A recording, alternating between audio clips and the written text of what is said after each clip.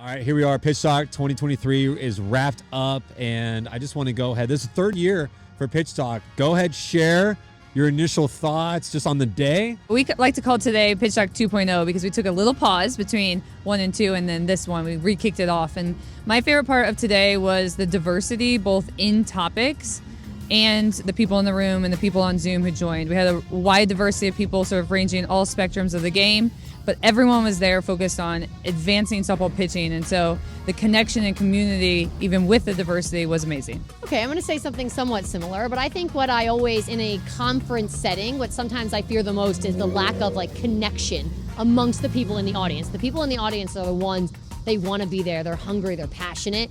And so sometimes it feels like it doesn't matter how good the talk is, if it doesn't really hit the coaches in the audience, it doesn't hit their soul. And I felt like even just the back and forth, cracking jokes, asking good questions at the end, there was clearly a vibe and an energy by the end that everyone felt comfortable, we felt connected, and I think that's really where concepts in player development, they start to take off when you create energy across the whole room. Actually, one thing I learned, because I do also coach a team, one thing that I wrote down from today was Christian Conrad from Arizona spoke about staff mentality, which I feel like I've already been practicing and working on, but he talked about how he made a pitcher take her tool, and that's all she could throw in a live at bats, and he sort of watched when that broke down, basically when the hitters could catch up to that tool, to then decide and sort of inform his pitching decisions of when to change the pitcher. So when it started getting hit, what did that look like?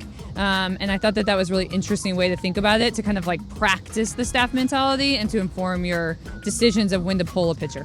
I love the in-game stuff because we don't have that opportunity to work with in-game. So I found myself okay, that was me, what would I would do? Even though we're on the side of not being in college coaching, and it felt like it was even inspiring me, knowing that that's not a space that I would necessarily have to go into, but I felt like for our athletes' sake, knowing that other side and the details of how we would connect to that part I loved. I also just love the storytelling part. I was thinking of Stacey Newman's just her vulnerability and her story, and how much of she's such a figure in our game and has been for so long. I can remember looking up to her when I was younger, and to hear her, I don't know, be able to speak to so many different people in the room and lead with vulnerability, but lead with so many brilliant, smart concepts. I just loved listening to her tonight. And unfortunately, when she couldn't be here in person, that was a bummer. But even hearing through Zoom, it was great. It was just great storytelling time, and it's just really inspiring.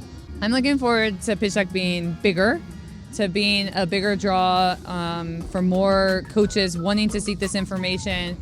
I'm looking forward to those people like tech companies, like the other people that help our game be great, to be at the table, to be at the event, to really show that they want to invest in our sport. Excited to make it a little bigger for more opportunities for some social get-togethers after the event. I would say similar. I'm looking forward to the movement, as we sometimes refer to it, as feeling like it's so much bigger than us. And I think when we've launched Pitchstock in the past, it's been okay, we feel like there's 5 other people who care about this or listen to this, or maybe there's a lot more, but that's all we really know of. And so again, this concept of energy and community and people, I hope next year and every year beyond this year, we feel more and more like the movement is growing beyond a single person, a single entity, and that it's just apparent in the room, in the people that are showing up. I think it's only going to expand from here.